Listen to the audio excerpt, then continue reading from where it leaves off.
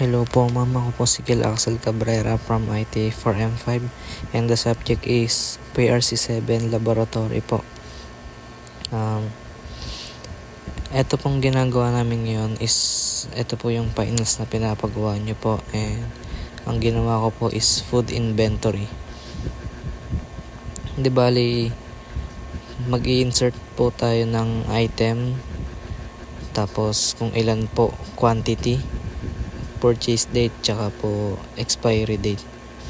Tapos ang output pong mangyayari dyan is kada insert ko po ng mga items, tapos pipindutin ko po yung save to Excel. Pinakita niyo po sa akin yan ma'am na magsusunod-sunod po yung mga ini-insert, yung parang hindi po siya nag-reset, ganun po yung ginawa ko, like ng katulad po ng sinabi nyo.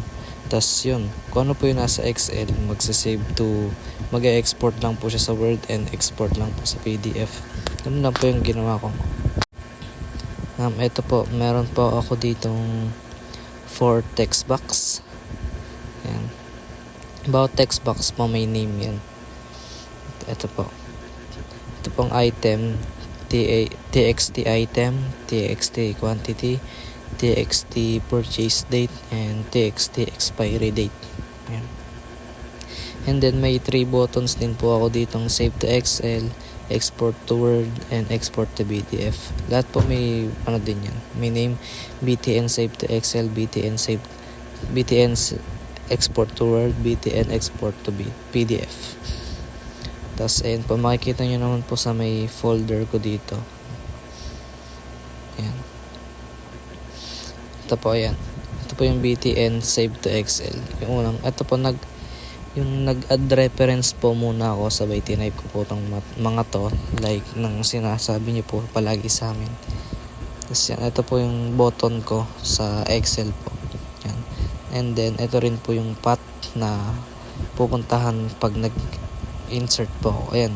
Makikita nyo naman po sa folder ko, ma'am. Wala naman po yung laman yan.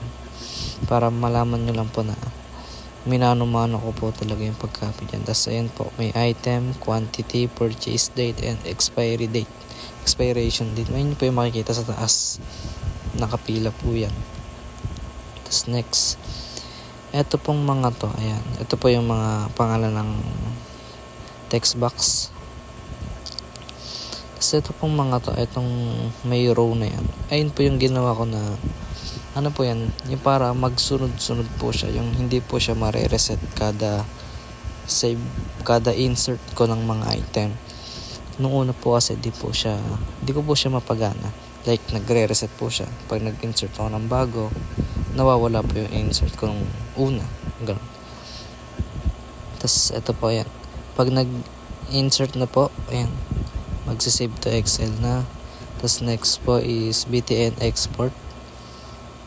Halos same lang din naman po yung ginawa ko dyan. May konting dinagdag lang po ako. Tapos yan, yung path po ulit ng file. Yan. Ayan po yung use range para po hindi yung magpuputol-putol. Tapos next po, ayan. Ito lang po yung mga parang pinagsama-sama ko lang po yung mga tinuturo nyo sa amin dati, ma'am. Yan, itong message box, ayan, BTN to export to PDF. Ito lang po yun sa PDF. Mag-export lang naman po yan, halos same lang po ng sa may Word. May konting na bago lang po. Tapos ito yung sa clean up na, ayan, exported directly to PDF. Yan, ayun po yung code ko, ma'am. Tapos next po, ito na po, i-run na po natin yan. Run. Una ma'am, ipapakita ko po muna sa inyo kung paano ko po siya napapagana bago po ako mag-insert ng 40 items. Yan. Milk, next quantity 18, purchase date 2025 May 9, 2025. 2025 May May 3. Tapos maglagay lang po tayo ng expiry date po. Yung sa about po ng mga date dyan, hindi ko po masyadong detailed kasi ang hirap po kasi mag-insert. Pero gusto ko lang po pakita kung paano ko po siya na-insert lahat yan. Nag-save na po sa Excel yan, ma'am. Next, ay papakita ko po muna kung nagkaroon na po siya ng folder dyan, ay ng file. Ayan. Item, may item, quantity, purchase date, and expiration date. May date po, 2. Tapos ayan, nakita nyo naman po na may milk po doon. Tapos next, mag-insert po ulit ako ng panibago. Ayan.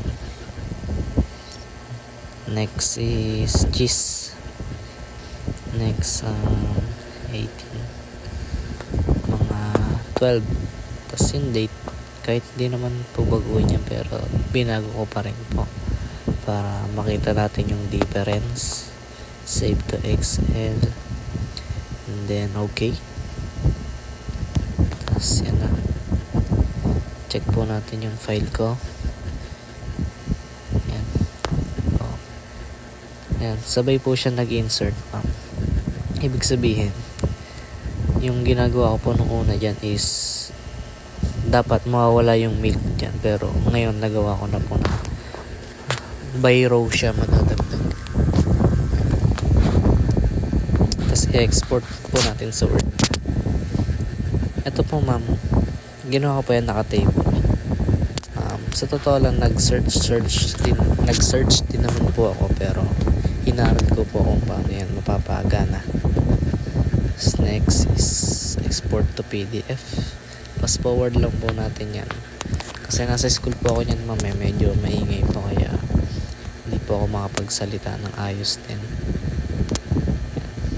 Exported directly to PDF. Yan. Nasa file ko na rin po napunta. Yan, ma'am, nag-insert na po yan. Gusto ko lang pong pakita pero i-delete ko rin po yung mga yan. Next, don't save. Yan. Okay, punta tayo sa file, tapos di-delete ko po yan. Delete. Tapos next, punta tayo sa food inventory. Yan. Dito na po ako mag-i-start ng pag-i-insert ng 40 items or 14 food na inventory. Ni-record ko po yan para may proof na in-insert ko talaga lahat. Hindi ko siya kinapi na galing sa Google tapos paste lang po sa may Word. Hindi ko po yan ginanon yan. Ipa-fast forward ko po to, ma'am, kasi medyo mahaba-haba lang po talaga. Panoodin nyo lang po, ma'am, kung gaano kadami yung na-insert ko, and sa dulo naman po mapapakita ko po sa inyo kung gaano yung kadami. Waiting lang po tayo.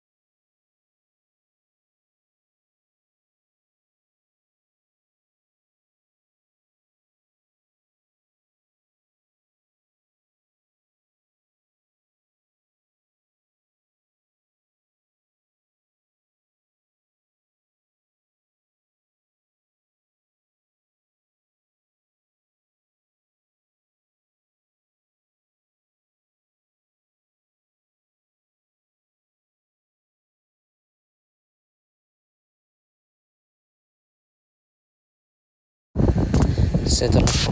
Ito na po yung last. Tapos ko na po lahat ng 40. Ang una po dyan, in-export ko na po muna sa Word para makita nyo po kung gaano kadami yung na-insert ko. Okay. Next. Yan. Ang dami po niyan, ma'am. Halos nakatatlong pages po ako dyan. 1, 2, and 3. 40 items po yan lahat. And next po ipapakita ko naman sa may Excel kung paano po yung ginawa ko doon. Tayo sa file ko, Cabrera 1 Excel, and then yan.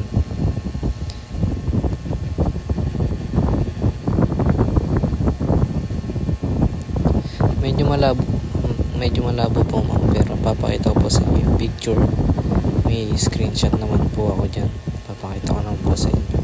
Send ko rin po. Ayan po, 40 po lahat yan. 41 gawa nung nakalagay na item sa itaas. Kasama po siya. Kasama po kasi yan sa count. Kaya yan. Next po is try naman natin sa PDF.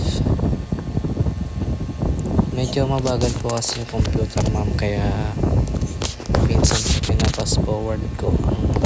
Ang tagal po kasi mag-loading. Wait lang po natin hanggang sa lumabas.